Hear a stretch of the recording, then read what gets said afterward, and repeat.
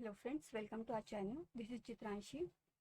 तो आज जो है वो हम IBPS PO के जो लास्ट 40 डेज है उसमें हमें कैसे प्रैक्टिस करनी चाहिए ये देखेंगे। करंट अफेयर्स के लिए मैंने जो है वो सेपरेट वीडियो बना लिया है, आप उसे भी देख सकते हैं। सो आइए स्टार्ट करते हैं। फर्स्ट जो है वो मैथ्स के लिए बात करेंगे।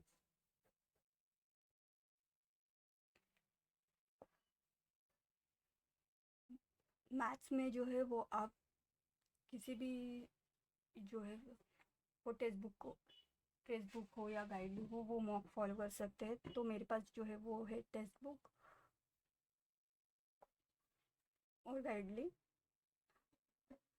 मोस्ट ऑफ द स्टूडेंट जो है वो स्मार्ट की राह प्रैक्टिस मॉक ये फॉलो करते हैं। तो जैसे आपको सूटेबल लगे आप उस हिसाब से वो मॉक टेस्ट फॉलो कीजिए। टेक्स्ट बुक का जो लेवल है इस बारी, मतलब पहले जो ऐसा होता था कि काफ़ी इजी रहते थे एज़ कम्पेयर बाकी जो है उससे। सो इस बार जो है वो टेक्स्ट बुक का लेवल काफ़ी अच्छा हो गया है। IBPS PO मेंस का जो मॉक है, फर्स्ट मॉक जो होता है वो फ्री है। सो आप उसे एक बार ट्राई कर सकते हैं ताकि आपको पता चल जाए कि इसका लेवल कैसा हो गया है। तो मॉक में जो है वो पहले एक या दो मॉक्स जो है वो आप ऐसे ही सबमिट कर दीजिए। लाइक कुछ भी सॉल्व नहीं करना है उसमें उसमें आप पहले उसे सबमिट कर दीजिए। देन उसमें जो DI है और अर्थमेटिक पोर्शंस उसे डिटेल में कवर अप कीजिए। DI जो है वो एक अर्थमेटिक बेस्ड DI रहेगी, हो सकता है दो भी हो। देन अर्थमेटिक में भी DS प्लस अर्थमेटिक के अलग से रहेंगे। सो अर्थमेटिक पोर्शन जो है वो हमें छोड़ना नहीं है। इसे ले मेंस में जो है ये सबसे ज़्यादा इम्पोर्टेंस रोल प्ले करता है मैथ्स में। सो इसे हमें नहीं छोड़ना।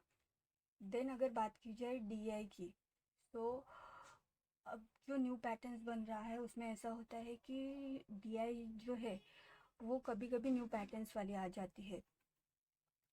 जैसे इस बारी IBPS क्लर्क का जो पेपर्स था मेंस का उसमें पजल्स, दो पजल्स जो थी वो डिफरेंट टाइप की थी। मोस्टली ऐसी जो पजल्स है वो नहीं पूछते, स्पेशली क्लर्क में। PO लेवल में ठीक है, लेकिन इस बार उन्होंने पूछा था। सो उसमें ये था कि एक थी हेक्सागोन वाली और मैट्रिक्स 4x4 का मैट्रिक्स था। तो ऐसी टाइप की थी। तो अगर ऐसे क्वेश्चंस आ जाते हैं तो हम उस क्वेश्चन में स्टक नहीं होनी चाहिए। हमें प्रिपेयर्ड रहना है कि हाँ हो सकता है कि ऐसा क्वेश्चन आ जाए, तो हमें क्या करना है। तो इसके लिए अर्थमेटिक के जो है वो जो भी चैप्टर्स आपके अच्छे हैं कोई भी, उसमें भी जो है परसेंटेज, देन रेशियो और एवरेज, ये तीन टॉपिक ऐसे हैं जो आपको अच्छे से याद होने चाहिए। प्लस उसके जो भी कंसेप्ट है उसके जो टाइप्स है वो आपको पता होने चाहिए। ये आपको हेल्प करेंगे DI में। जो अपना कैलकुलेशन है वो स्पीडली करने में ये तीन चैप्टर आपको हेल्प करेंगे। देन उसी पे बेस्ड जो है वो कुछ types like time and work हो गया, प्रॉफिट एंड लॉस हो गया, प्लस मिक्सचर एंड एलिगेशन। तो ये टॉपिक्स जो है कवर करने हैं। इसके पूरे कंसेप्ट आपको पता होने चाहिए। बेसिक भी, बेसिक तरीके से उसको कैसे करना है, प्लस अगर उसके कोई शॉर्ट ट्रिक्स है तो वो भी। लेकिन सबसे पहले आपको इसके बेसिक कंसेप्ट्स पता होने चाहिए। लाइक कभी कभी ऐसा होता है कि शॉर्ट ट्रिक्स नहीं लगती, तो हमें बेसिक्स भी पता होनी चाहिए। तो उसके लिए आपको ये करना है। और अभी मतलब इस टाइम पे जो है वो न्यू कोई टॉपिक्स नहीं उठाने, जो भी है पुराने मतलब अपने जितने कवर अप हुए अभी तक वही करो, उसको काफ़ी अच्छे से स्ट्रॉन्ग करो, ताकि मैथ्स में जो है वो कोई दिक्कत ना आए। देन रीजनिंग की बात करेंगे। रीजनिंग में जो है वो क्या, इसमें फर्स्ट तो है पजल्स, देन मिसलेनियस के कुछ क्वेश्चंस रहेंगे, और देन आता है हमारा क्रिटिकल रीजनिंग। मेंस में क्रिटिकल रीजनिंग का जो पार्ट होता है वो काफ़ी वेटेज वाला होता है, सो आप इसे भी स्किप नहीं कर सकते। जिसका अगर क्रिटिकल रीजनिंग वाला पार्ट स्ट्रॉन्ग है तो वो भाई आराम से पेपर निकाल सकता है। रीजनिंग में तो कट ऑफ अच्छे से कवर अप कर ही सकता है, और हमारे पास बचे बचे 45 मिनट्स रहते हैं। कभी ऐसा हो जाता है कि कोई अपने, बहुत बारी ऐसा होता है कि हम जो क्वेश्चन चूज कर लेते हैं, लाइक पजल इस उठा लेते हैं, तो वो नहीं बन पाता अपने से, और एक ही पजल में अपन स्टक हो जाते हैं। बहुत बारी ऐसा होता है। फिर हम एक ही पजल लेके बैठ जाते हैं, और हमारे जो दूसरे क्वेश्चन है लाइक मिसलेनियस और क्रिटिकल रीजनिंग, वो हम नहीं कर पाते हैं। तो उसके लिए जो है, तो एग्ज़ाम शुरू होते ही पहले पजल कभी मत उठाओ। फर्स्ट जो है आप मिसलेनियस में जाओ, उसमें भी बहुत लोग के हैं, ब्लड रिलेशन है, डायरेक्शन है, देन कोडिंग डिकोडिंग, जो मेंस में है वो इनपुट आउटपुट भी पूछा जाता है। तो ये पहले कवर अप करो, देन उसके बाद पजल्स। और अगर पहले आपकी क्रिटिकल रीजनिंग अच्छा है तो क्रिटिकल रीजनिंग, और देन आप पजल पे जंप करो, ताकि ये जो मार्क्स है ये ये हमें मिल सके। और पजल एक आधी बनती भी है, क्योंकि पजल जो है वो मेंस में काफ़ी लेंदी होती है। क्लर्क का तो है नहीं कि भाई चलो 5-6 लाइंस की पजल है तो हम इजीली सॉल्व कर लेंगे। तो मेंस में जो है वो पजल काफ़ी लेंदी होता है, और काफ़ी टफ भी हो जाते हैं, कभी कभी हाई लेवल्स भी रहते हैं उसमें। तो इस वजह से है हम पजल्स में नहीं फंसने चाहिए, इसलिए पजल्स को आप लास्ट में उठाओ। पहले मिसलेनियस करो, और देन क्रिटिकल रीजनिंग अगर आपका अच्छा है तो क्रिटिकल रीजनिंग के इस पे आओ, एंड देन पजल पे। देन थर्ड जो है वो है हमारा इंग्लिश। तो इंग्लिश के लिए जो है वो आरसी, डेली एक आरसी या फिर 2 आरसी प्रैक्टिस करो। तो अब ये आरसी आपको कहाँ से मिलेगी? तो फर्स्ट है मॉक। मॉक टेस्ट से आपको जो भी आरसीज है वो करनी है। बाद में आते हैं हमारे न्यू पैटर्न्स के क्वेश्चंस, तो उसकी भी प्रैक्टिस हमें डेली करनी है। अभी ऐसा नहीं कि फिर कुछ लोग जो होते हैं, मतलब मैं ये नहीं कह रही कि मतलब सबका मेथड अलग होता है, लेकिन कुछ लोग होते हैं कि एडिटोरियल 1 घंटा करेंगे, देन उसमें आता है उनका वो कैप, देन फिर किसी सर या मैम को जो भी वो फॉलो कर रहे हैं तो उसमें टाइम बिताएंगे। तो इतना मत करो, आरसी पे ही, लाइक जो भी आप मॉक दे रहे हो उसमें आरसी।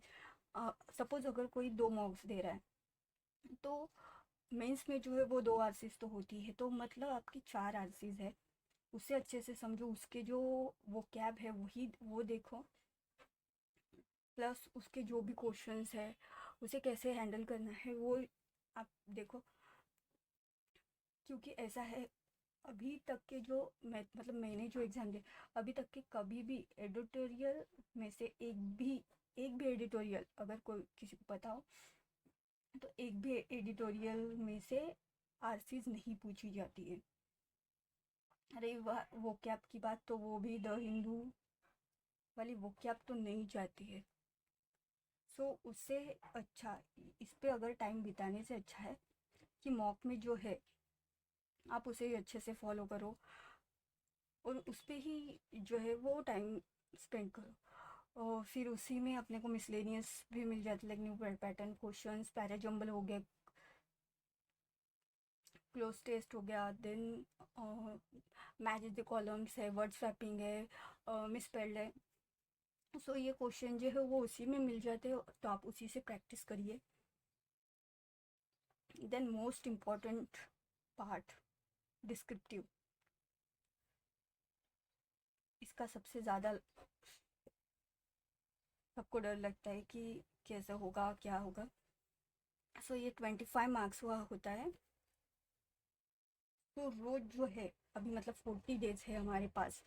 तो ये अगर किसी का मतलब अगर कोई जो है वो एडिटोरियल में से कर रहा है, मतलब एडिटोरियल पढ़ के या फिर जो भी है, अगर वो कर रहा है तो ठीक है, मतलब कुछ भी पढ़ो। ऐसा नहीं कि सिर्फ आरसी करना है, आरसी में से ही करना है या फिर एडिटोरियल में से ही करना है। आपको जो सही लगे, इंग्लिश इंग्लिश रिलेटेड आप वो पढ़ो। देन जो भी आपने पढ़ा उसे इंग्लिश में अपने तरीके से लिखने की कोशिश करो। लाइक उसमें भी स्पेलिंग मिस्टेक नहीं होनी चाहिए। देन जो सेंटेंस स्ट्रक्चरिंग होते हैं, सो वो तुम्हारी अच्छी होनी चाहिए, क्योंकि ये डिस्क्रिप्टिव जो पेपर है वो कंप्यूटर बेस्ड होता है। सो कंप्यूटर का ऐसा मतलब वो पकड़ लेते हैं स्पेलिंग्स, अगर कुछ भी मिस्टेक है तो वो जल्दी डिटेक्ट होता है। देन सेंटेंस स्ट्रक्चरिंग वो भी अच्छे से डिटेक्ट होता है। तो ये इसके लिए टेंस टेंस आपका काफ़ी अच्छे से हो गया होना चाहिए। तो टेंस पे जो है वो पूरे किस टाइप के टेंस है उसको मतलब किस टाइप बनाना है। तो ये तो रोज का तुम्हें कुछ भी पढ़ो और उसे खुद की लैंग्वेज में मतलब इंग्लिश में खुद की तरीके से लिखो। लाइक कैसे लिखना है वो आप देखो। सो ऐसे करोगे तो डिस्क्रिप्टिव में कोई प्रॉब्लम्स नहीं आएगी। लाइक कोई भी टॉपिक आता है, अभी ये तो नहीं है कि यही टॉपिक आएगा। अगर होता है कि कुछ भी टॉपिक आ गया तो आपको लिखते आना चाहिए, एटलीस्ट कुछ ना कुछ आप लिख पाओ। इस तरीके से आपकी प्रैक्टिस होनी चाहिए।